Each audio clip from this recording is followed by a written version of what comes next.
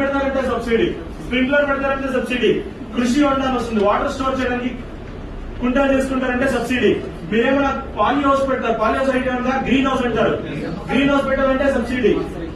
మీరైనా ఆవులు పెడతారంటే సబ్సిడీ, గొర్రెలు పెడతారంటే సబ్సిడీ. ఏం తీసుకున్నా కూడా సబ్సిడీ ఉంది. ఇన్ని రకాల సబ్సిడీ వచ్చే ఏదైనా ఒక కంట్రీ ఉంది 196 దేశాలు అంటే ఇండియా తప్ప ఇంకొక కంట్రీ లేదు. ఇప్పుడు చెప్పండి, ఇండియా అగ్రికల్చర్ లో నంబర్ ఉండాలా ఇలా నంబర్ 10 ఉండాలా? ఎక్కడ ఉందో మేము ఐడియా ఉందా? 10 లో 15 లో 20 లో అందరికీ ఎక్కువ పడతాం, అందరికీ తక్కువ చూస్తాం. దీని గురించి కంపెనీ రీసెర్చ్ చేసి ఎందుకు ఇండియాలో ఈ ప్రాబ్లం, ఇవన్నీ వాడుతున్నాం కదా, ఇవన్నీ వాడుతున్నారు, కెమికల్ వాడుతున్నారు, కెరటన్ వాడుతున్నారు, నీళ్ళంతా ఇవన్నీ వాడుతున్నారు కదా, బట్ ఇండియాలో ఎందుకు తక్కువ దిగుబడి వస్తుంది, ఎందుకు మనం ఎక్కువగా లాస్ అయిపోతున్నాం మన అగ్రికల్చర్ లో అని రీసెర్చ్ చేసిన తర్వాత ఈ అన్నింటికి ప్రాబ్లమ్స్ కి రీజన్ ఏంటి అని అర్థం చేసుకుని ఈ ప్రాబ్లమ్స్ కి కావాల్సిన సొల్యూషన్ ని ఒక కేటగిరీ ఆఫ్ ప్రోడక్ట్ లో తెచ్చారు. ఆ కేటగిరీ ఏంటంటే వెస్టీజ్ అగ్రికల్చర్. ఇండియాలో మేజర్ ప్రాబ్లమ్స్ ఏంటంటే ఒకటి అగ్రికల్చర్ లో అవగాహన లేకపోవడం, టెక్నాలజీ ఉంది దాని గురించి తెలియలేకపోవడం, అవగాహన లేకపోవడం. సెకండ్ ప్రాబ్లం ఏంటంటే భూసారం తగ్గిపోవడం. అగ్రికల్చర్ లో మోస్ట్ ఇంపార్టెంట్ టాస్క్ ఏం తెలుసా? ఎక్కువ ఎరువులు చల్లడం కాదు.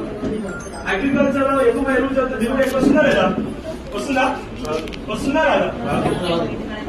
చాలా మంది ఫార్మర్స్ ఇదే మైండ్ సెట్ ఉంది. ఏమైనా 2 బస్తాలు ఎక్కువ దిగుబడి చేయాలంటే ఏం చేయాలంటే ఇంకొక బస్తా ఎక్కువ ఎరువు చేయి, ఇంకో 2-3 బస్తాలు ఎక్కువ దిగుబడి వస్తుందంట. ఎస్ఆర్లో అలా జరుగుతుందా?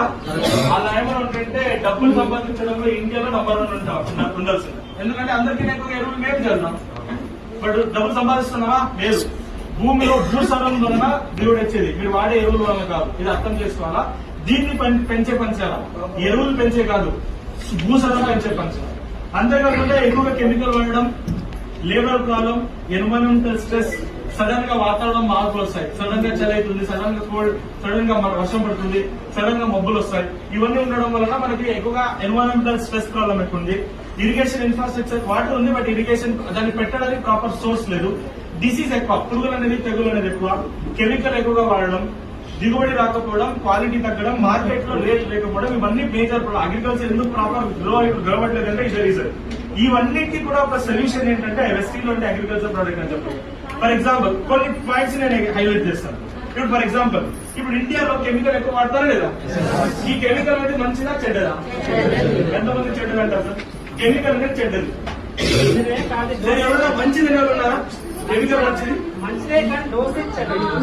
Very important. ఇంకో గమనించండి, ఈ మొబైల్ ఫోన్ మంచిదా చెడ్డదా?